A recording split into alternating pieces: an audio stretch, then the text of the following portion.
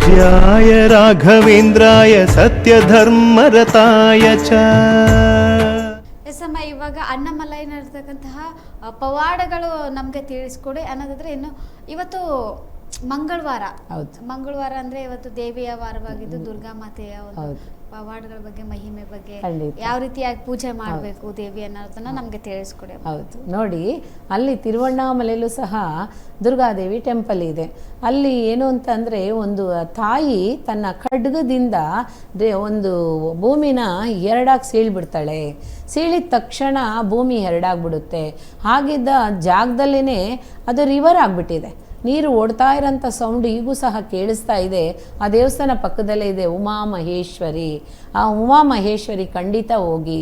ಯಾಕೆ ಅಂತ ಅಂದರೆ, ಅದು ಎರಡು ವಿಧದಲ್ಲಿ ದೇವಿ ಕೂತಿದ್ದಾರೆ. ಉಮಾದೇವಿ ಹಾಗೂ ಕೂತಿದ್ದಾರೆ, ಪಾರ್ವತಿ ಹಾಗೂ ಕೂತಿದ್ದಾರೆ. ಖಂಡಿತ ಅಲ್ಲಿಗೆ ಹೋಗ್ದಿರ ಇರಬೇಡಿ.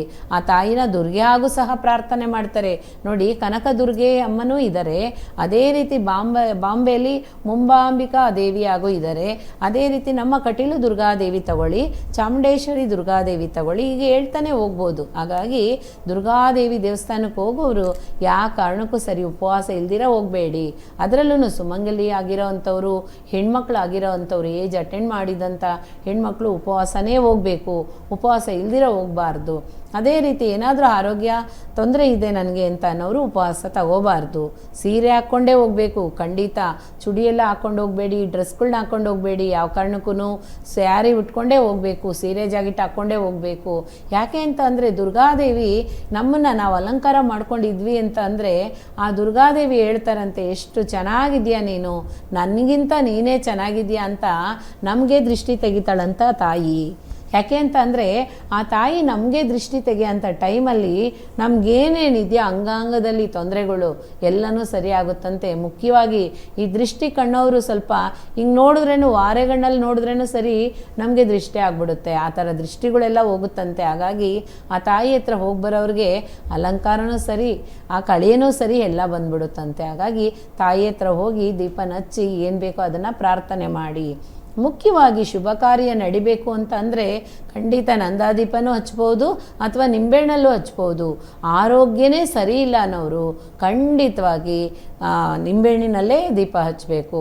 ಆ ನಿಂಬೆಹಣ್ಣಿನಲ್ಲಿ 9 ಅನ್ನೋದು 9 ವಾರ ಮುಗಿಸ್ಬೇಕು. ನೋಡಿ, 9 ಅನ್ನೋದು ಯಾಕೆ ಅಂತ ಕೇಳ್ತಾರೆ. 9 ಅನ್ನೋದು ನವ, ಆ ನವದುರ್ಗೆಯರ ಅನುಗ್ರಹ ನಮಗಾಗಬೇಕು ಅನ್ನೋದಿದೆ. ಹಾಗಾಗಿ 9 ಅನ್ನೋದು ಸಹ ನವಗ್ರಹ. ಆ ನವಗ್ರಹ ಆಶೀರ್ವಾದ ಇಲ್ದಿರ ಆ ಆರೋಗ್ಯದಿಂದ ನಮ್ಮ ಮೇಲೆ ಬರೋಕ್ಕೆ ಸಾಧ್ಯನೇ ಇಲ್ಲ. ಶನೇಶ್ವರ ಸ್ವಾಮಿ ಅನುಗ್ರಹ ಕಮ್ಮಿ ಆದ್ರೇನು ಪರವಾಗಿಲ್ಲ, ಆದರೆ ನವಗ್ರಹ ಅನುಗ್ರಹ ಖಂಡಿತ ಇರಬೇಕು. ಅದರಲ್ಲೂ ಸಹ ನವಗ್ರಹದಲ್ಲೂ ಶನೇಶ್ವರ ಸ್ವಾಮಿ ಕೂತಿದ್ದಾರೆ. ನೋಡಿ, ಒಂದೊಂದಕ್ಕೂ ಎಲ್ಲನೂ ಲಿಂಕ್ ಇದೆ. ಹಾಗಾಗಿ ಕೃಷ್ಣನ ಆಶೀರ್ವಾದ ಬೇಕು ಅಂದ್ರೂ ಸಹ ದುರ್ಗೆ ಅಮ್ಮನ ಪ್ರಾರ್ಥನೆ ಮಾಡಿದ್ರೆ ಆಟೋಮೆಟಿಕ್ಕಾಗಿ ಕೃಷ್ಣನ ಆಶೀರ್ವಾದ ಸಹ ಸಿಗುತ್ತೆ. ಯಾಕೆ ಅಂದರೆ ಆ ತಾಯಿನ ಅಣ್ಣನ ಐತೆ. ಹಾಗಾಗಿ ಅಣ್ಣ ಆಗಿದ್ದರಿಂದ ಅವರ ಆಶೀರ್ವಾದನೂ ಸಹ ಸಿಗುತ್ತೆ. ನೋಡಿ, ಒಂದೊಂದೇ ಹೇಳ್ಕೊಂಡು ಹೋಗ್ಬೋದು, ಆದರೆ ನಮಗೆ ಸಮಯ ಸಾಲದಿಲ್ಲ. ಒಂದೊಂದು ವಿಷಯನೂ ಸಹ ತಿಳಿಸ್ತೀನಿ. ಹಾಗಾಗಿ ಮಂತ್ರಾಲಯಕ್ಕೆ ಹೋಗಿ ಮಹಾನುಭಾವನ ದರ್ಶನ ಮಾಡಿ. ರಾಘವೇಂದ್ರ ಅವತಾರ ಮಹಾಪುರುಷ ಅವರು, ನೀವೇನು ಕೇಳ್ತಿರೋ ಖಂಡಿತ ಕೊಡ್ತಾರೆ. ಅದೇ ರೀತಿ ರಾಘವೇಂದ್ರ ಸ್ವಾಮಿ ಮಂತ್ರ ಬರೀರಿ, ದಿನನಿತ್ಯ ಮಂತ್ರ ಬರೀರಿ. ಆ ಮಂತ್ರ ಬರೆದಿದ್ದಂಥ ಬುಕ್ನ ನೀವೆಲ್ಲಿ ನಿಯರೆಸ್ಟ್ ಇರ್ತಿರೋ ಆ ಮಠಕ್ಕೆ ತೊಗೊಂಡು ಹೋಗ್ಕೊಡಿ. ಅದರಲ್ಲಿ ಅಕ್ಷತೆ ಕೊಡ್ತಾ ಬರ್ತಾರೆ. ಮಠಕ್ಕೆ ಹೋದ್ಮೇಲೆ ಅದು ಏನಾದ್ರೂ ಅದ್ರ ಬಗ್ಗೆ ನೀವು ಚಿಂತೆ ಮಾಡಬೇಡಿ, ಕೊಡ್ತಾ ಬನ್ನಿ. ಹಾಗಾಗಿ ಒಂದು ದಿನ ಆದರೂ ಒಬ್ರಿಗಾದರೂ ಅನ್ನದಾನ ಮಾಡಿ. ಖಂಡಿತ ತಾಯಿ ತಂದೆನ ನೆಮ್ಮದಿಯಾಗಿ ಇಟ್ಕೊಳ್ಳಿ. ಅದೇ ರೀತಿ ಮಕ್ಕಳನ್ನು ಸಹ ತಾಯಿ ತಂದೆ ಆದವರು ಖಂಡಿತ ನೆಮ್ಮದಿಗಳು ಕೊಡಿ. ಅದೇ ರೀತಿ ಅಣ್ಣ ತಂಗಿ ಅಕ್ಕ ತಮ್ಮ ಇರೋಂಥವರು ಸಹ ಬಾಗ್ನ ಕೊಡ್ದಿರ ಮರಿಬೇಡಿ. ಆಯಾ ದಿನಕ್ಕೆ ಹುಟ್ಟಿದಬ್ಬ ಬಂತು, ಇಲ್ಲ ಒಂದು ವೆಡ್ಡಿಂಗ್ ಡೇ ಬರುತ್ತೆ, ಇಲ್ಲ ಏನೋ ಒಂದು ಶುಭ ಕಾರ್ಯ ಬರುತ್ತೆ ಅಂತ ಅನ್ನುವಾಗ ಖಂಡಿತ ಯಾವ ಕಾರಣಕ್ಕೂ ಅಕ್ಕ ತಂಗಿಯರ ಬಂಧ ಪ್ರಪಂಚದಲ್ಲಿ ಎಲ್ಲೂ ಇರಲ್ಲ. ಸ್ವರ್ಗಕ್ಕೆ ಹೋದ್ರೂ ಸಹ ನಮ್ಮ ಅಣ್ಣ ಬರ್ತಾನೆ ಅಂತ ಜಾಗ ಹಿಡ್ಕೊತಾರಂತೆ, ನನ್ನ ತಂಗಿ ಬರ್ತಾಳೆ ಅಂತ ಜಾಗ ಹಿಡ್ಕೊತಾರಂತೆ. ಹಾಗಾಗಿ ಅಷ್ಟು ಬಂಧ ಇರೋ ಅಂಥದ್ದು ಇದು ಸಾಮಾನ್ಯ ಬಂಧಗಳೇ ಅಲ್ಲ. ನೋಡಿ, ದೇವರು ಅಂತೀವಿ, ನಾವು ದೇವ್ರು ನೋಡಿದ್ದೀರಾ? ಇಲ್ಲ. ಆ ಶಿವನೂ ನೋಡಿಲ್ಲ, ಪಾರ್ವತಾದೇವಿನೂ ನೋಡಿಲ್ಲ, ಕೃಷ್ಣ ಪರಮಾತ್ಮನೂ ನೋಡಿಲ್ಲ, ಆ ಲಕ್ಷ್ಮಿನೂ ನೋಡಿಲ್ಲ, ಯಾರನ್ನೂ ನೋಡಿಲ್ಲ. ಆದರೆ ಮುನಿವರುಗಳನ್ನ ನೋಡ್ತೀವಿ. ಆ ಮಹಾನ್ಗಳನ್ನ ನೋಡ್ತಾ ಇದ್ದೀವಿ, ಅವರಿಂದ ಮಾತ್ರನೇ ದೇವ್ರ ಬಗ್ಗೆ ಎಲ್ಲ ತಿಳ್ಕೊತಾ ಇದ್ದೀವಿ. ಹಾಗಾಗಿ ಅವರುಗಳು ಕರ್ಕೊಬಂದು ನಮ್ಗೆ ಇವರು ಇದೆ, ಇವ್ರಿಂಗೆ ಮಾಡಿದ್ದಾರೆ, ಇವರಿಂದನೇ ಪಡ್ಕೋಬೇಕು, ಇವರಿಂದನೇ ನಾವು ಸರಿಯಾಗಬೇಕು ಅಂತ ಒಂದೊಂದಕ್ಕೂ ಲಿಂಕ್ ಕೊಟ್ಟು ಇವಾಗ ಭೂಮಾದೇವಿಲೇ ಕೂತ್ಕೊಂಡು ಅವ್ರು ಪೂಜೆ ತಗೊತಾ ಇದ್ದಾರೆ ಅಂದರೆ ಅದು ಎಷ್ಟು ಮಹಾಮಹಿಮರು, ಎಷ್ಟು ಮಹಾ ಋಷಿಗಳು. ಅವರೆಲ್ಲ ಇಲ್ಲ ಅಂತ ಅಂದಿದ್ರೆ, ಇವಾಗ ನೋಡಿ ಸಪ್ತ ಋಷಿಗಳೇ ಇಲ್ಲ ಅಂದಿದ್ರೆ ತಿರುಪತಿ ಯಾರು ಅಂತಲೇ ನಮಗೆ ಗೊತ್ತಾಗ್ತಾ ಇರಲಿಲ್ಲ. ಆ ತಿರುಪತಿ ನಾವು ತಿಳ್ಕೊಳ್ಳೋಕ್ಕೋಸ್ಕರನೇ ಆ ಸಪ್ತ ಋಷಿಗಳೇ ಅವತಾರ ಮಾಡಿದ್ರು. ಹಾಗಾಗಿ ಅವತಾರ ಬಂದಿದ್ದಾರೆ ಅಂದರೆ ಸಾಧಾರಣ ವಿಷಯ ಅಲ್ಲ. ನೋಡಿ, ಮಹಾಶಿವರಾತ್ರಿಗಾಗಲಿ ವೈಕುಂಠ ಏಕಾದಶಿಗಾಗಲಿ ಒಂದೊಂದಕ್ಕೂ ಲಿಂಕ್ ಇದೆ. ಹಾಗಾಗಿ ತಿಳ್ತಾ ಬರೋಣ. ನೀವು ತಿಳ್ಕೊಳ್ಳಿ, ನನಗೂ ತಿಳಿಸಿ, ಒಳ್ಳೊಳ್ಳೆ ವಿಷಯಗಳು ನಿಮಗೂ ಗೊತ್ತಿರುತ್ತೆ. ಎಷ್ಟೋ ಜನ ಎಷ್ಟೋ ವಿಷಯ ತಿಳ್ಕೊಂಡಿದ್ದೀರಾ ಖಂಡಿತ. ನೋಡಿ, ಮರಕ್ಕೆ ಮರ ದೊಡ್ಡ ಮರ ಎಷ್ಟೋ ಇದೆ ಅಂತ ಹೇಳ್ತಾರೆ. ಹಾಗಾಗಿ ನಾನು ಮಾತ್ರ ಅಲ್ಲ, ನೀವು ಸಹ ಇಲ್ಲಿ ಬಂದು ಕೂತ್ಕೊಂಡು ಆ ಭಗವಂತನ ಬಗ್ಗೆ ಯಾರು ಬೇಕಾದರೂ ಹೇಳ್ಬೋದು. ಆ ಆಧ್ಯಾತ್ಮಿಕದಲ್ಲಿ ಇರಬೇಕು ಅಂದರೆ ಸತ್ಯ ಧರ್ಮದಿಂದ ಇರಿ, ಯಾವ ಕಾರಣಕ್ಕೂ ಸುಳ್ಳನ್ನು ಹೇಳ್ಬೇಡಿ. ಪ್ರಾಣ ಹೋದ್ರೇನು ಸುಳ್ಳು ಹೇಳ್ಬೇಡಿ. ಆಗಲಿಲ್ವ ನನ್ನಿಂದ ಆಗಲ್ಲ ಅಂತ ಹೇಳ್ಬೇಡಿ, ಸುಳ್ಳು ಮಾತ್ರ ಹೇಳಬೇಡಿ ಖಂಡಿತ. ಹಾಗಾಗಿ ಒಳ್ಳೆಯದಾಗಲಿ ಎಲ್ರಿಗೂ. ಆ ಭಗವಂತ ಅನುಗ್ರಹ ಆಶೀರ್ವಾದ ಸದಾ ಕಾಲ ಕೊಡಲಿ ಅಂತ ನಾನು ಸಂಕಲ್ಪ ಮಾಡ್ತೀನಿ. ಎಸ್ಸಮ್ಮ, ನಿನ್ನೆ ಏಕಾದಶಿ ಇತ್ತು, ಇವತ್ತು ದ್ವಾದಶಿ. ಇವತ್ತು ದ್ವಾದಶಿದ ಬಗ್ಗೆ ಒಂದು ಹೇಳ್ಕೊಡಿ. ಖಂಡಿತ. ರಾಘವೇಂದ್ರ ರಾಯರನ್ನ ಯಾವ ರೀತಿಯಾಗಿ ಪೂಜೆ ಮಾಡ್ತಾರೆ ಇವತ್ತು? ರಾಘವೇಂದ್ರ ಸ್ವಾಮಿಗೆ ದ್ವಾದಶಿ ಅಂದ್ರೇ ತುಂಬ ವಿಶೇಷತೆ. ಅದರಲ್ಲೂ ಸಹ ಒಂದು ದಿನ ಪ್ರದೋಷ ಬರುತ್ತೆ. ಆ ಪ್ರದೋಷ ಬಂದಂಥ ಟೈಮಲ್ಲಿ ಶಿವನಿಗೂ ಸಹ ವಿಶೇಷ ತುಂಬಾ ಇರುತ್ತೆ. ಹಾಗಾಗಿ ನಂದಿಗೂ ಸಹ ವಿಶೇಷ ಇರುತ್ತೆ. ನೋಡಿ, ಒಂದೊಂದು ವಿಷಯನೂ ಜನ ಇದೇ ರೀತಿ ಬಾಳಬೇಕು, ಹೀಗೆ ಇರಬೇಕು, ಈ ರೀತಿ ಇದ್ರೇ ಬಾಳಕ್ಕೆ ಸಾಧ್ಯ ಅಂತ ಹೇಳಿ ಆ ಭಗವಂತ ನಮ್ಮನ್ನು ಯಾವ ರೀತಿ ಇಲ್ಲ ನಮಗೆ ಮುಂದೆ ಇದ್ದವ್ರು ಅಂತಾರೆ, ಆಗಿನ ಕಾಲದಲ್ಲಿ ಇದ್ದಂಥವ್ರು ಪಾಠ ಹೇಳ್ಕೊಟ್ಬಿಟ್ಟು ಹೋಗಿದ್ದಾರೆ. ಆ ಪಾಠ ನಾವು ಇವಾಗ ಕಲ್ತ್ಕೊತಾ ಇದ್ದೀವಿ ಅಷ್ಟೇ. ಅವರು ಹೇಳಿದ್ರು, ಸಾಧನೆ ಮಾಡಿದ್ರು, ಸಾಧಿಸಿದ್ರು, ಒಳ್ಳೆಯ ಹೆಸರುಗಳು ಗಳಿಸ್ಕೊಂಡು ಹೋಗಿದ್ದಾರೆ.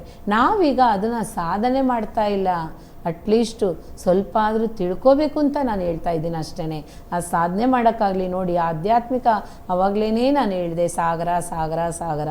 ಆ ಸಾಗರದೊಳಗಡೆ ಬಿದ್ವಿ ಅಂದರೆ ಖಂಡಿತ ಯಾರು ಕರ್ಕೊಂಬರಲ್ಲ. ನಾವೇ ಆ ಆಧ್ಯಾತ್ಮಿಕನ ಕಲ್ತ್ಕೊಂಡು ನಾವೇ ಬಂದು ದಡ ಸೇರಬೇಕು. ಆ ದಡ ಸೇರಿಬಿಟ್ವಿ ಅಂತ ಅಂದರೆ ಖಂಡಿತ ಆಧ್ಯಾತ್ಮಿಕದಲ್ಲಿ ನಾವು ಸ್ಫೂರ್ತಿ ಆಗಿದ್ದೀವಿ ಅಂತ ಅರ್ಥನೇ. ನೋಡಿ, ರಾಘವೇಂದ್ರ ಸ್ವಾಮಿಗೆ ಏಕಾದಶಿ ಬಗ್ಗೆ ಹೇಳಬೇಕು ಅಂತ ಅಂದರೆ ಆ ಭಗವಂತ ಯಾವಾಗಲೂ ನಾರಾಯಣನ ನಾಮಸ್ಮರಣೆ ಮಾಡ್ತಾನೆ. ಅವರು ಏಕಾದಶಿ ವ್ರತ ಮೌನ ಉಪವಾಸ ಇರ್ತಾರೆ.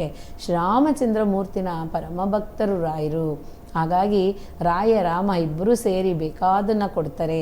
ಅದೇ ರೀತಿ ಕೃಷ್ಣನ ಯಾಕೆ ಅವರು ತುಳಸಿನ ಪೂಜೆ ಮಾಡ್ತಾರೆ? ಅವ್ರಿಗೆ ತುಳಸಿನೇ ಪ್ರಾಮುಖ್ಯ ಏನಕ್ಕೆ?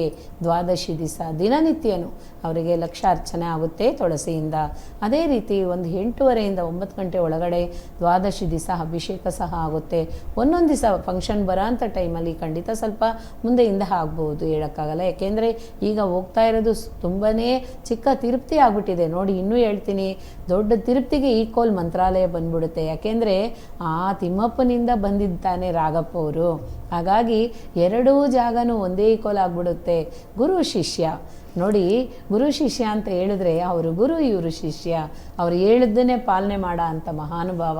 ಹಾಗಾಗಿ ದ್ವಾದಶಿ ಅಂದ್ರೇ ತುಂಬಾ ವಿಶೇಷತೆ ಇರುತ್ತೆ. ನಾವು ಇವತ್ತಿನ ದಿವಸ ಏನು ಬೇಕಾದರೂ ಪಡ್ಕೋಬೋದು. ಹಾಗಾಗಿ ಹೋಗ್ತಾ ನಾನು ತಿಳಿಸ್ತಾ ಬರ್ತೀನಿ. ಗುರುವೇ ಶರಣಂ. ಧನ್ಯವಾದಗಳು ಅಮ್ಮ. ಇವತ್ತಿನ ಸಂಚಿಕೆಯಲ್ಲಿ ನಮ್ಮ ವೀಕ್ಷಕರಿಗೆ ನಮಗಾಗಲಿ ಆಧ್ಯಾತ್ಮದ ಬಗ್ಗೆ ತುಂಬ ಮಾಹಿತಿಯನ್ನು ಕೊಟ್ಟರೆ ಇವತ್ತಿನ ಕಾರ್ಯಕ್ರಮವನ್ನು ಇಲ್ಲಿಗೆ ಮುಗಿಸೋಣ. ನಮಸ್ಕಾರ. ನೋಡಿದ್ರಲ್ಲ ವೀಕ್ಷಕರೇ, ಇವತ್ತಿನ ಸಂಚಿಕೆಯಲ್ಲಿ ಗುರುಮಾತಾ ಅವರು ನಮಗೆ ಆಧ್ಯಾತ್ಮದ ಬಗ್ಗೆ ಎಲ್ಲ ತಿಳಿಸ್ಕೊಟ್ರು. ಇನ್ನು ಅಣ್ಣಾಮಲೈಯಲ್ಲಿರ್ತಕ್ಕಂತಹ ಗಿರಿವನದ ಬಗ್ಗೆ ಪ್ರದಕ್ಷಿಣೆ ಯಾಕೆ ಹಾಕಬೇಕು, ಅಲ್ಲಿ ಸಾಧು ಸಜ್ಜನರು ವಾಸವಾಗಿದ್ದು ಒಂದು ಪವಾಡಗಳೇನು ಮಾತಾಡಿ.